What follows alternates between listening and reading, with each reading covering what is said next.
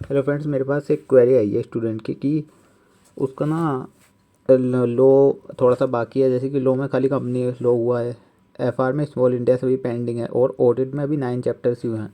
तो क्या मई 23 का एग्ज़ाम कैसे, मतलब एक शेड्यूल चाहिए था उनको। तो चलिए आज हम एक शेड्यूल देखेंगे और ये वीडियो उनके भी काम आ सकती है जिनका भी मतलब जिनका ग्रुप 1 का भी कुछ सब्जेक्ट पेंडिंग है। ठीक है, तो आप कैसे कवर करोगे ये मैं इस वीडियो में बताऊँगा। तो देखो, सबसे पहले तो हमें जो मेन जो चीज़ है वो ये याद रखनी है कि अगर आपके पास समय कम है ना, जैसे कि मान लो अभी हमारे पास 50 डेज़ बाकी हैं, तो आप क्या करो, अभी से लग जाओ पढ़ने।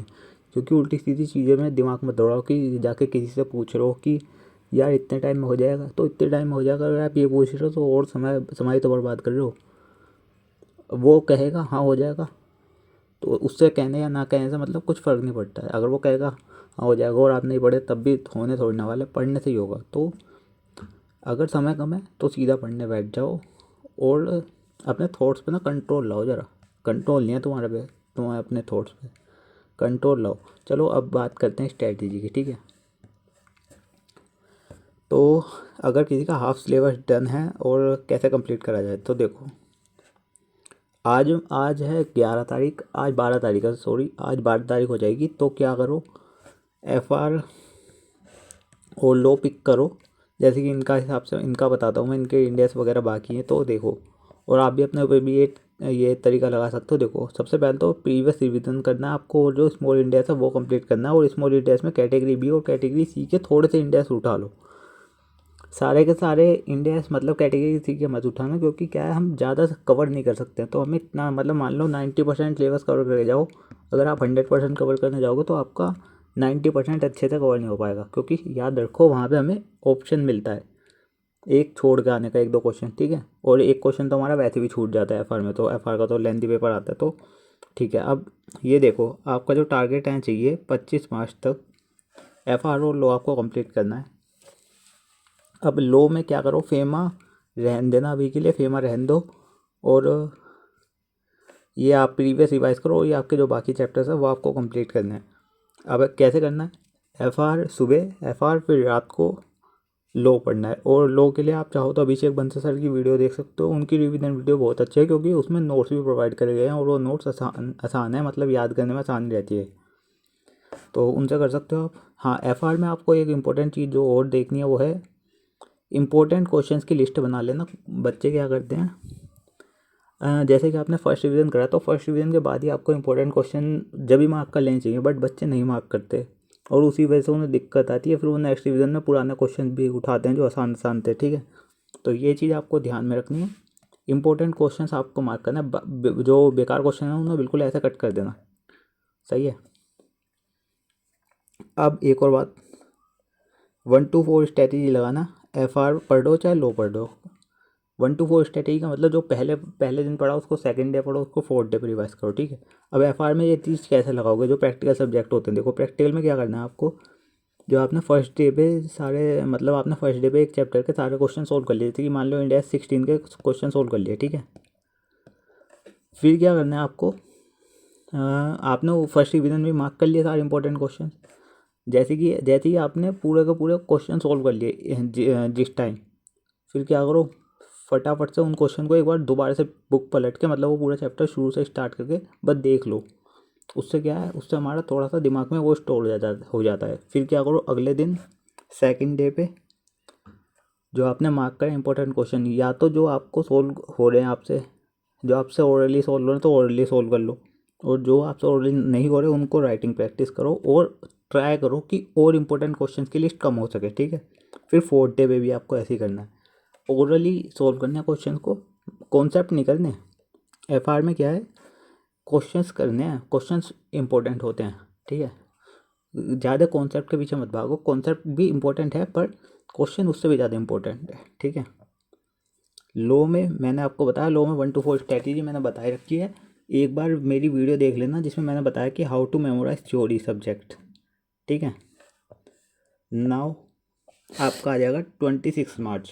ठीक है, 26 मार्च या 27 मार्च डिपेंड करता है आप पे कि आपका वो पहला ये जो बाकी सब्जेक्ट कैसे कंप्लीट होते हैं। फिर आप देखो एस एफ एम रिवाइज करने, important marked questions only, important जो मार्क्ड क्वेश्चन है वो याद करना है आपको।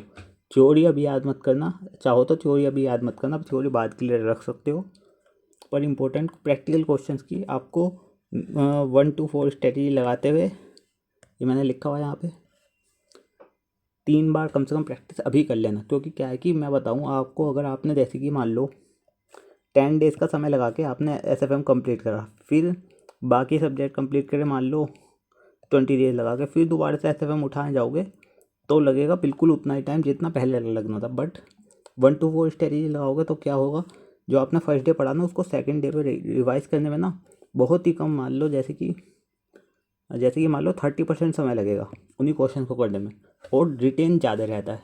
तो इसीलिए हमारा समय कम लगता है और रिवीजन ज़्यादा होते हैं, और रिटेन भी मतलब बहुत अच्छा रहता है। तो इसमें भी आपको यही करना है कि जो क्वेश्चन फर्स्ट डे पे करा, इंपॉर्टेंट क्वेश्चंस की लिस्ट बना लेना, वरना कोई किसी भी टीचर का क्वेश्चन बैंक रेफर कर दो तो उन्होंने लिस्ट दे रखी है तो वो कर लेना। SFM में ओल्ड कोर्स का प्रैक्टिस मैनुअल कर लो, अगर खाली प्रैक्टिस मैनुअल ओल्ड कोर्स का कर लिया तो वो भी सफिशिएंट है। मैंने वही करा था, मेरे 77 आए थे जुलाई 21 अटैम्प्ट में, ठीक है। नाउ ऑडिट की बात करते हैं। ऑडिट में ना क्या करो, 90% का कंटेंट अपना पूरा कर लो। आपने बताया जैसे कि आपके 9 चैप्टर्स हुए हुए हैं, आपको क्या करना चाहिए, A B कैटेगरी उठाओ, A कैटेगरी, B कैटेगरी और C कैटेगरी के मतलब कॉम्बिनेशन बना लो कि 90% सिलेबस कंप्लीट हो रहा है या नहीं हो रहा।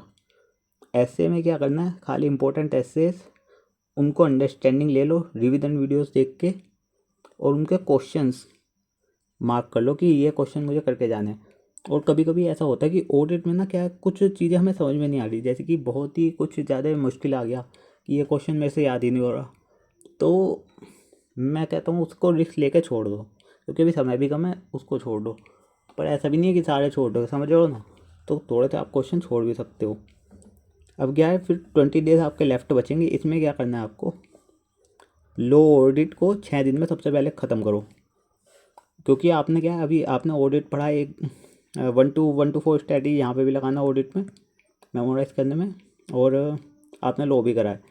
फिर इसके बाद क्या करो, लो ऑडिट को एक बार 6 दिन में ख़त्म कर दो, फिर आपके पास बचेंगे 14 डेज। फिर क्या करो, SFM और ऑडिट और लो, इसमें SFM पे ज़्यादा ध्यान देना, और ऑडिट लो आपका पैरेलली चलता जाएगा, ठीक है।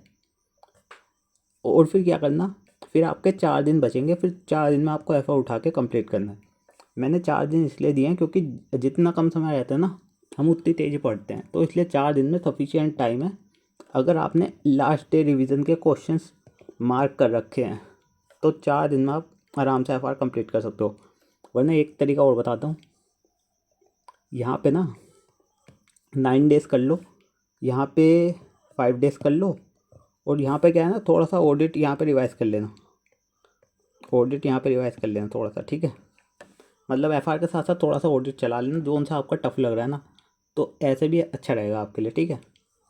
सो आपके लिए मैंने शेड्यूल बना दिया है, आप ऐसे फॉलो कर लो, 2 चैप्टर चला लो, मतलब सुबह प्रैक्टिकल रात को थ्योरी, क्योंकि सुबह प्रैक्टिकल करना इसलिए सही है। और हाँ, एक और चीज़, आप सुबह 6 बजे उठने का ट्राई करो, 6 AM, बिकॉज सुबह उठने से ना मतलब एकदम फ्रेश रहता है माइंड, और अपने कमरे को क्वाइट रखो।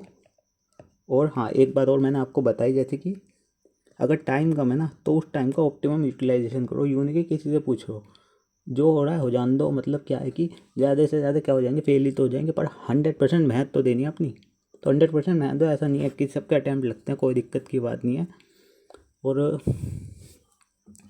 आपको क्या रखना है, मेन चीज़ आपको ये रखना है कि हमें अपने 100% एफर्ट देना है, उसके बाद भगवान की मर्ज़ी कि पास होना है तो पास हो जाएंगे, ठीक है।